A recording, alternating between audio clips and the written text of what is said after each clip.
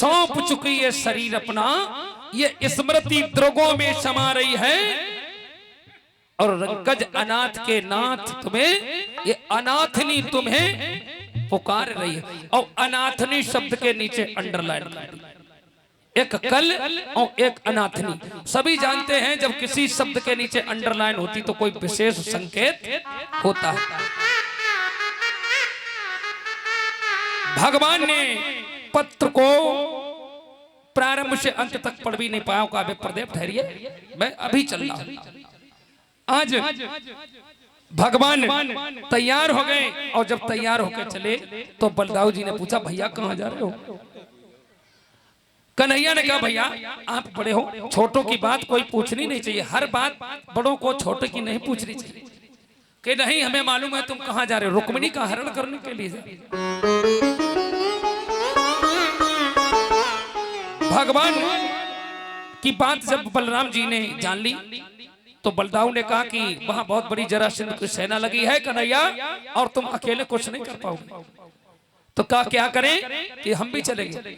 आज दोनों भाई रथ को सजाकर और ब्राह्मण देवता को लेके आते हैं। इधर वही दिन आ गया और आज बारात आने वाली है। रुक्मिणी जी पड़ी है। रुक्मिणी के मैया ने कहा, रुक्मिणी आज विवाह का अवसर है, अभी तक तुमने चारपाई नहीं छोड़ी। देखा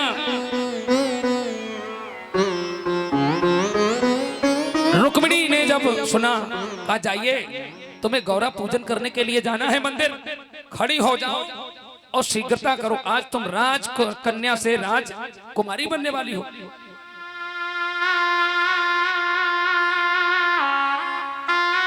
रुक्मिणी जी आज जब खड़ी हुई तो उन्होंने एक अट्टारी पे कौवा को देखा। और सभी जानती हैं माताएं बहनें, जब अटारी पे कौवा बैठता है, कांव कांव करता है, तो क्या कहती हैं? आज कोई आने वाला है। कौवा ने कांव कांव की तो रुक्मिणी ने उस कौवा को देखकर ये कहा कि ऐ काले काग, तुम कोई सुंदर संजोग कर दो। बारात आने वाली है और पता नहीं शिशुपाल दुष्ट मुझे ले जाएगा। तुम ऐसा कोई सुंदर संजोग करो, और अगर तुम सुंदर संजोग करते हो तो मैं तुम्हारे परों को सुधारूंगा, तुम्हारी चोंच को सोने से मढ़वा दूंगी। एक सुंदर कटोरे में सोने का जो होगा उसमें बहुत सुंदर खीर बना के तुझे खिलाऊंगी। क्या कह रही रुक्मिणी? पैजनी गढ़ाए चोंच सोने से मढ़ाए दी हो, कर पर लाए कर रुच सो सुधरियों।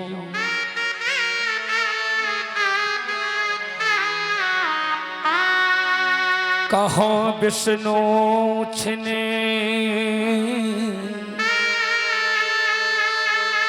अटकले बहु कबो, कंचन कटोरा अटा खीर भरे धरे हो।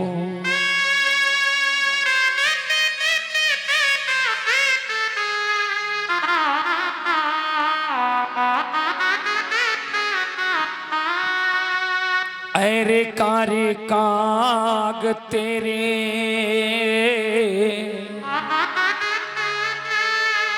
सगुन संजोग आज, मेरे पति आवे तो बचन तेन टरे हो।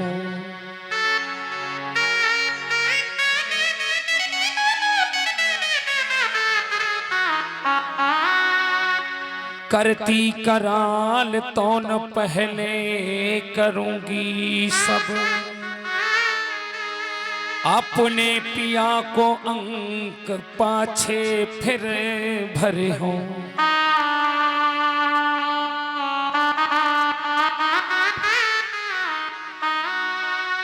कौआ से कहा कि ऐ कारे काग, तेरी चोंच को सोने से मढ़ाऊंगी, तेरे परों को सुधारूंगी।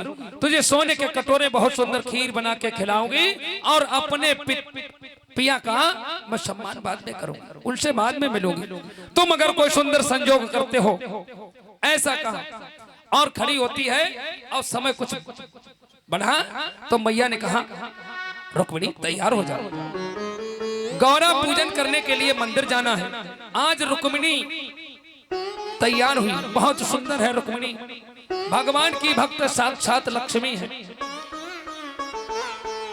राजा भीष्मक की पुत्री है और बड़ी सुंदर व्यवस्था है।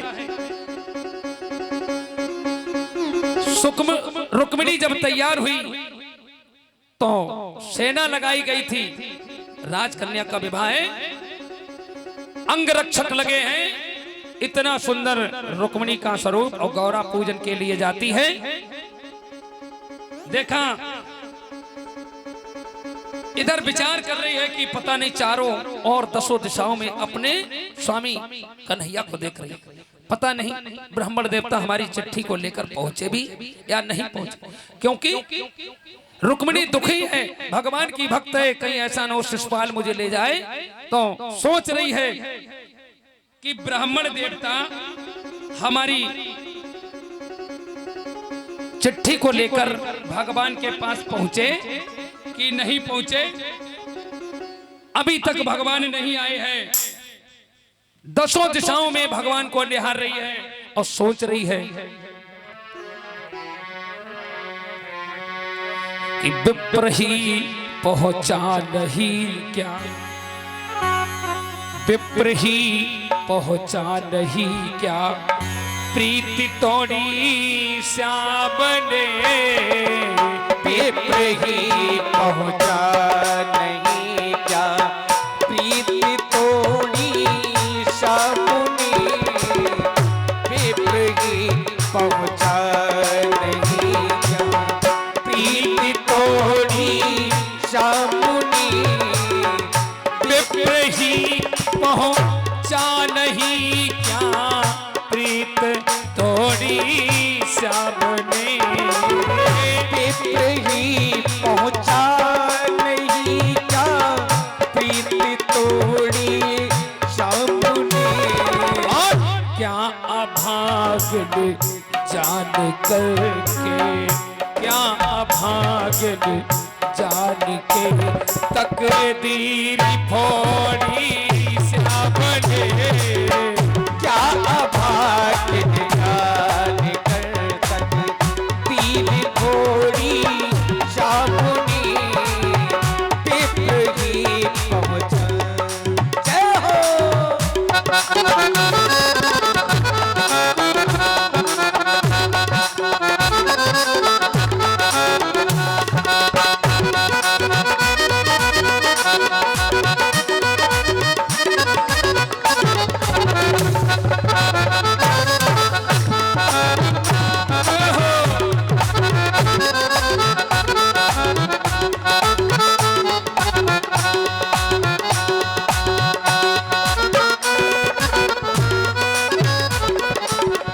पड़ गया निर्बल करुण या मैं उनके काबिल न थी, पर गया निर्बल करुणिया, मैं न उनकी काबिल थी। ओ पड़ गया निर्बल करुण या मैं उनके काबिल न थी, क्या अभाग्य न जान के, क्या अभाग्य न जान के, प्रीत तोड़ी श्याम ने, क्या अभाग्य न जान के तकदीर फोड़ी श्याम ने। जय हो।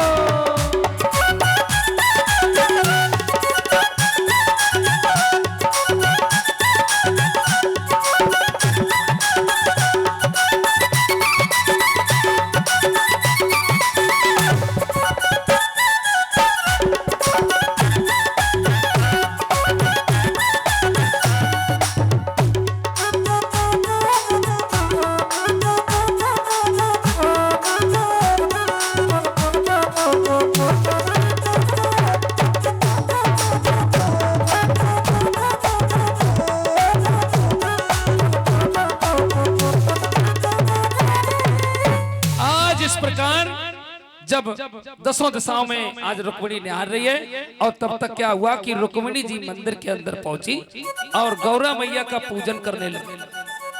इधर भगवान कन्हैया ने मंदिर के पीछे एक चौबारी में अपने रथ को रोका और ब्राह्मण देवता से कहा, जाइए महाराज रुक्मिणी को संदेश दो कि कन्हैया आ गया है, कोई घबराने का विषय नहीं।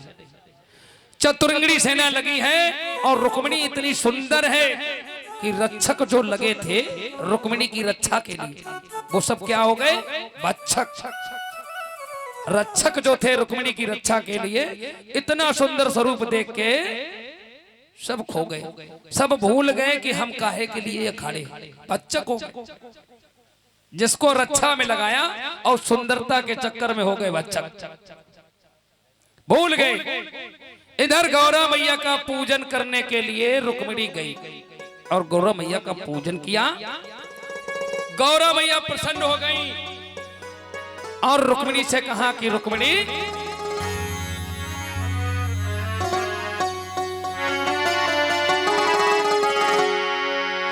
कि छिप कर जिसको अपनाया है। रुक्मिणी से मैया भवानी ने प्रसन्न होकर ये वरदान दिया कि रुक्मिणी छिप कर जिसको अपनाया है प्रत्यक्ष उसे अपनाओगी, और बस इसी स्वयंवर में रुक्मिणी मन चीता तुम बर पाओगी। बस इसी समय तुमको रुक्मिणी मन चीता बर तुम पाओगी।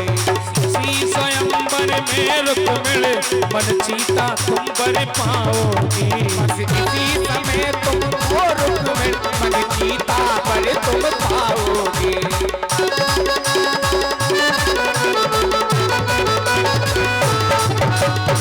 उत्तम अभिलाष तुम्हारी है, हे रुक्मिणी देकर ध्यान सुनो। उत्तम अभिलाष तुम्हारी है और नारद का वचन सत्य होगा, बस ये आशीष हमारी है। का वचन सत्य होवे, बस ये आशीष हमारी। नारद का वचन सत्य होगा, बस ये आशीष हमारी है। नारद का वचन सत्य होगा, बस ये आशीष हमारी। ऐसा कहा कि हे रुक्मिणी मैं तुमसे बहुत प्रसन्न हूँ, तुमने छिपकर जिसको अपनाया है और वो वर तुम्हें निश्चित ही मिल जाएगा। आज ऐसा वरदान जब मैया गौरा ने दिया और जब पूजा करके रुक्मिणी मंदिर से बाहर निकली और इधर कन्हैया ने देखा रक्षक सब भक्षक हो गए, तो तत्काल आए और समय पाकर रुक्मिणी जी को रथ में बैठा लिया और रथ को भगा दिया। और जैसे रुक्मिणी का हरण हुआ तो अब सब की आंखें खुल गई, ये क्या हुआ, हरण हो गया रुक्मिणी का। भगवान को जब देखा तो रुक्मिणी बहुत प्रसन्न हुई और उसका कष्ट जो था समय समाप्त हो गया। देखा कि आज हमारा स्वामी आ गया और रथ में बैठा के ले गया और इधर सेना अब चक्कर में पड़ गई, रुक्मिणी का हरण हो गया। सब लोग भागे, पकड़ो पकड़ो, ये क्या हो गया। आज देखा सब चिल्लाने लगे, अब तो बड़ा चक्कर हो गया। शिशुपाल ने देखा कि जिस कन्या के साथ विवाह करने आए उसका हरण हो गया, बड़ी शर्म की बात है, अब क्या किया जाए। रुक्मी जो था वो भी बहुत क्रोध में हो गया। जरासंध ने देखा ये कन्हैया कहां से आ गया, इसको तो बहुत पहले समाप्त कराया था पहाड़ पे, जना के राग कराया, और ये कहां से आ गया। आज हाहाकार मचने लगा। इधर रुक्मी जो था उसका भाई विचार किया कि इसने मेरी बहन का हरण किया है, पीछे दौड़ा। भगवान ने देखा तो इधर शिशुपाल ने देखा कि बड़ी बेइज्जती की बात है। जरासंध ने समझाया इस कन्हैया के पीछे मत पड़ो, इससे मैंने 17 बार युद्ध किया, इसने 17 बार मुझे परास्त किया है, इसमें इज्जत बेइज्जती की कोई बात नहीं। ये कन्हैया बहुत शक्तिशाली है, बड़ा छलिया है। 17 बार मैंने इसके साथ युद्ध किया, 17 बार मुझे विजय का हार का मुंह देखना पड़ा। शिशुपाल बेचारे चुपचाप क्रोध शांत करके बैठ गए। इधर रुक्मिणी का भाई, उसने सोचा मेरी बहन का हरण किया है। शिशुपाल ने संकल्प ले लिया था इसने मेरी पत्नी का हरण किया, तो बहुत नाराज हो गया कन्हैया से। लौट आया और उसी डोले में बैठ गया जिसमें रुक्मिणी को बैठ के जाना चाहिए, उसमें मुंह छुपा के और अपने घर चला गया। अब क्या करें? इधर रुक्मिणी ने, जो रुक्मिणी का भाई है, पीछे दौड़ा और भगवान कन्हैया को बहुत भरे बोले शब्दों में कहने लगा। यहाँ तक कि माँ बाप की गालियां देने लगा। भगवान ने रथ रोक दिया।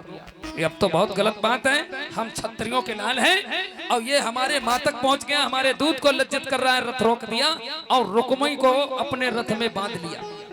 दुष्ट रुक्मपाल को, रुक्मिणी के भाई। रथ जा रहा है, अब दहेज पीछे बंधा जा रहा है। रुक्मिणी का भाई बांध लिया अपने पीतांबर से। अब लाते फाते और खड़बड़ा रहा है बेचारा। दहेज भी साथ में मिलना जरूरी है। बहन ने देखा भाई का बुरा हाल, तो बहन का जो दिल था पिघल गया। आज स्वामी से कहा, स्वामी आखिर हमारा भाई है और आपका भी साला हुआ, ये कृपा करके मेरे भाई को छोड़ दो। ये बहन का प्यार है भाई के लिए। आज रोने लगी रुक्मिणी ने निवेदन किया कि स्वामी आखिर आपका साला है, मेरा भाई है, छोड़ दो इसको। देखा कि अनन्य भक्त रुक्मिणी ने निवेदन किया तो उसको छोड़ दिया। और कैसे छोड़ा? सिर उसका मोड़ दिया। जब सिर मोड़ा तो जो उनके भाई बलराम थे, कन्हैया से कहा, कन्हैया बहुत डांटा फटकारा कन्हैया, तुम्हें शर्म नहीं आ रही? आखिर ये हमारा साला है लोगों का, और नई नई रिश्तेदारी हुई, साले के साथ ऐसा व्यवहार करोगे तो बताओ आगे हमारे लड़के बच्चे होंगे, कौन संबंध करेगा? रिश्तेदार है हमारे। कन्हैया ने सर घोट दिया उसका। अरे कन्हैया तू ये क्या कर रहा है? तुमने कब से ये काम सीख लिया भाई? छोड़ो, साला है, रिश्तेदार है, आगे हम लोगों के संबंध नहीं होंगे। अगर ऐसा संबंधियों के साथ में व्यवहार करोगे तो रिश्तेदारी कौन चलाएगा? कुल मिला के बलराम जी ने छुड़वा दिया, लज्जित हो गया और उसने संकल्प लिया था कि मैं गांव में मुंह नहीं दिखाऊंगा, तो बाहर आके झोपड़ी डाल और रहने लगा। रुक्मिणी का विवाह, वो रुक्मिणी का हरण भगवान कन्हैया करके ले जाते हैं और